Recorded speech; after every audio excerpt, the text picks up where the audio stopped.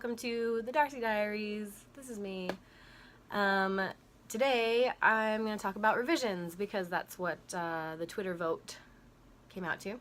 So since I'm in the middle of revising, this is a great topic to talk about.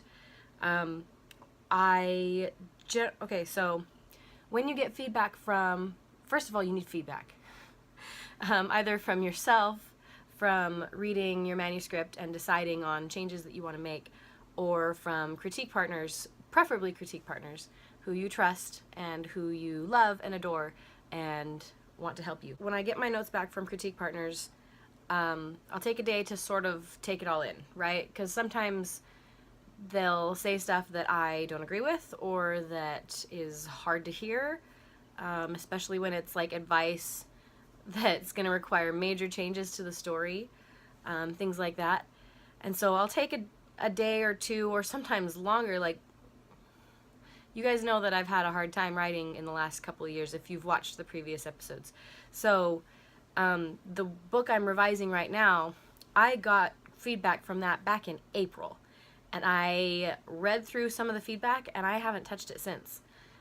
So I'm just now, in the last week or so, going back to that and going through all of the notes and the emails and thoughts and stuff. And at that point, I have to sort of break it down. Like, I read through, first of all, pause. This is going to be different for everybody, okay? Let's just put that disclaimer out front. When my critique partners and I exchange notes, we generally do inline notes where we put notes in the margins of the Microsoft Word document. So we have those that are very, line by line detailed things. And those, in my experience, are pretty easy to fix, right? So I don't look at those first. What I look at first is the email that they send me, which usually and what I tend to do when I send notes is I'll put the big things that stood out to me, like big problems or issues that I saw, or things that I liked that I don't want them to change, right? So I'll look at that email first and sort of take what I want to change, like decide from there what I want to change, and I'll write it all down, and I will label it. I'll label it as a big picture thing that needs to change first, because if there are big plot changes that need to be made, those need to happen first. Because anything that's sentence level or chapter level can be fixed later, right? But if there's a big change that needs to happen, like throughout the manuscript or something, that needs to happen first. Because those are the things that are the hardest for me to wrap my mind around, so I want to get them out of the way, right? So I've got big picture, mid-level, and small stuff is how I sort of divide them in my head, right? So I do the big picture stuff first, get those all out of the way. The mid-level stuff are things that like what do I have? Stuff that doesn't affect the entire plot, but maybe affects one character, right? So I do have to sort of look throughout the manuscript for that, but I kind of know in my head the moments that I need to tweak, if that makes sense. And the small stuff is stuff like where it won't change a huge amount of the plot, but fixing one or two sentences in this moment and that moment will fix the problem.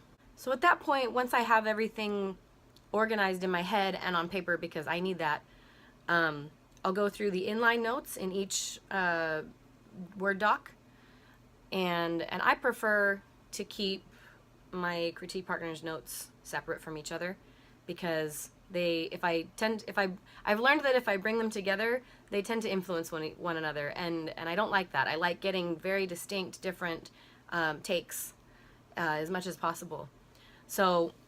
So for example, this past revision, I finished in March and I sent out to 4 people.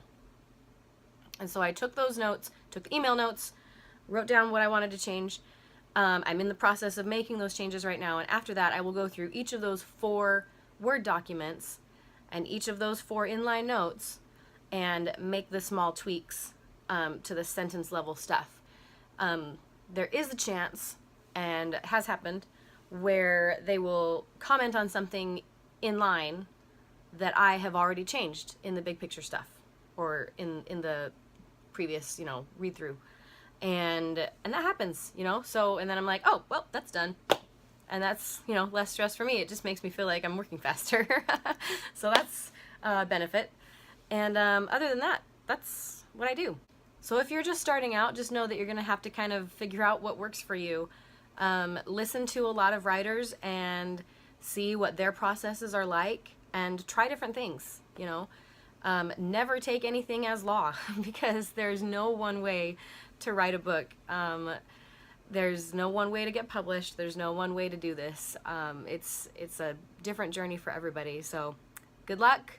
If you have a specific process that you use to revise, feel free to share it in the comments. I'd love to hear, or let me know on Twitter or Facebook or Instagram, Tumblr, wherever. Thanks, guys. Thanks for watching. See you next week.